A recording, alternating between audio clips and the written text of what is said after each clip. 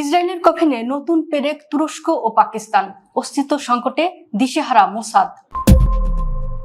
মধ্যপ্রাচ্যের রণাঙ্গনে ইরানের হাইপারসোনিক মিসাইলের কাছে চরম মার খেয়ে দখলদার ইসরায়েলের অস্তিত্ব যখন খাদের কিনারে, ঠিক তখনই তেল আবিবের বাংকারে আশ্রয় পড়ল এক নতুন ও হারহিম করা দুঃসংবাদ।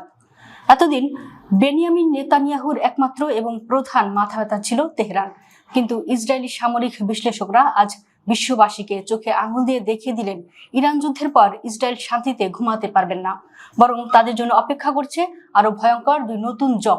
আর সেই দুই শক্তিশালী মুসলিম দেশ হলো পারমাণবিক শক্তিধর পাকিস্তান এবং ন্যাটোর দ্বিতীয় বৃহত্তম সামরিক শক্তি তুরস্ক। ইসরায়েলের প্রভাবশালী হিব্রু দৈনিক মারিফ এ প্রকাশিত এক চাঞ্চল্যকর মতামত নিবন্ধে এই পরিবর্তনশীল বাস্তবতার কথা ফাঁস করেছেন শীর্ষ ইসরায়েলি বিশ্লেষক বোয়াজ গোলানি। তিনি অত্যন্ত স্পষ্ট ও ভীতিকর ভাষায় সতর্ক করে বলেছেন, গত এক মাসের রক্তক্ষয়ী যুদ্ধের পর মধ্যপ্রাচ্যের ভূ রাজনীতি পুরোপুরি বদলে গেছে। আয়াতুল্লাহ আলী খামেনির নেতৃত্বে ইরান দীর্ঘ 3 দশক ধরে ইসরায়েলের প্রধান প্রতিপক্ষ ছিল।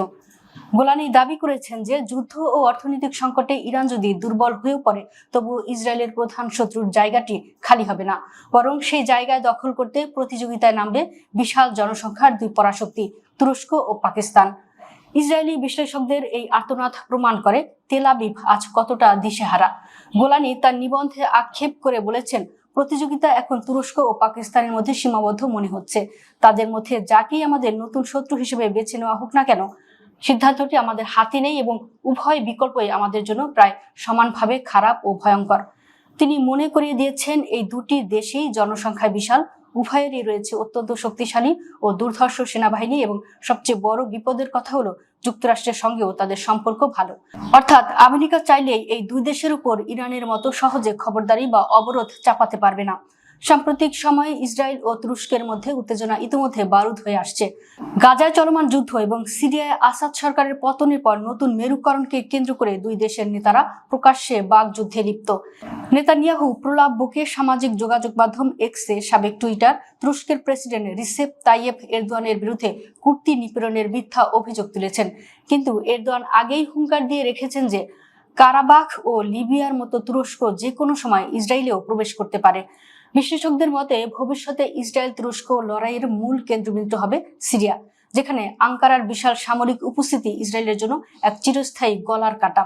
অন্যদিকে ইরান যুদ্ধের সময় পাকিস্তান যে ঐতিহাসিক মধ্যস্থতাকারীর যেমন ইসলামাবাদ শান্তি আলোচনা ভূমিকা পালন করেছে, তাতেই ইসরায়েল বুঝে গেছে যে ইসলামাবাদের রিমোট কন্ট্রোল তাদের বা আমেরিকার হাতে নেই। পাকিস্তানের বিভিন্ন কর্মকর্তা প্রকাশ্যে ইসরায়েলের কড়া সমালোচনা করে আসছেন। সম্প্রতি পাকিস্তানের প্রতিরক্ষামন্ত্রী খাজা আসিফ এক্সে দেওয়া এক পোস্টে ইসরায়েলকে সরাসরি শয়তান ও মানবতার জন্য অভিশাপ বলে আখ্যায়িত করে যে বোমা ফাটিয়েছিলেন, যদিও পরে তা মুছে ফেলা হয়, তা খোদ মোসাদের সদর দপ্তরেও ভূকম্পন তৈরি করেছিল। পারমাণবিক অস্ত্রে সজ্জিত পাকিস্তানের এই কড়া অবস্থান ইসরায়েলের জন্য এক জ্যান্ত দুঃস্বপ্ন। আজ বিশ্ববাসী পরিষ্কার দেখছে যে ইসরায়েল আমেরিকার কাঁধে বন্দুক রেখে পুরো মধ্যপ্রাচ্যকে মানচিত্র থেকে মুছে দেওয়ার স্বপ্ন দেখত, আজ তারাই চারদিক থেকে অবরুদ্ধ এক বদ্ধ ভূমিতে পরিণত হয়েছে। একদিকে ইরানের অকুতোভয় প্রতিরোধ, অন্যদিকে তুরস্কের সামরিক হুঙ্কার এবং পাকিস্তানের পারমাণবিক ছায়া, সব মিলে নেতানিয়াহুর ইসরায়েল আজ ইতিহাসের সবচেয়ে বড় অস্তিত্ব সংকটের মুখে। গোলানির এই সতর্কবার্তা প্রমাণ করে দিল সাম্রাজ্যবাদীদের দম্ভ আজ আক্ষরিক অর্থেই ধুলোয় মিশে যাওয়ার অপেক্ষায়। ইসরায়েলের কফিনে এখন কেবল শেষ পেরেকটি ঠোকার অপেক্ষা।